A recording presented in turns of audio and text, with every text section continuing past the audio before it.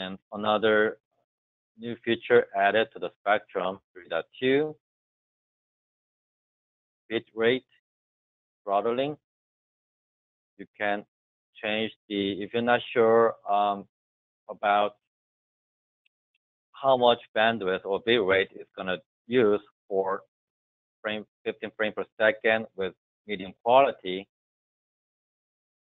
then you can use this to change the settings or see what quality will I be getting with this bitrate.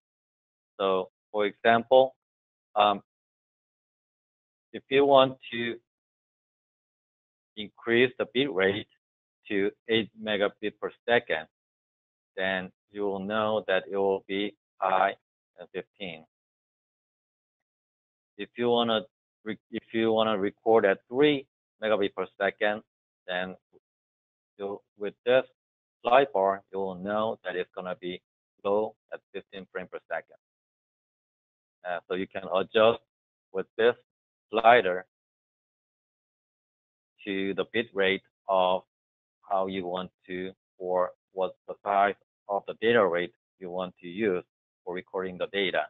And this will come in handy if you want to adjust the bit rate of the recording.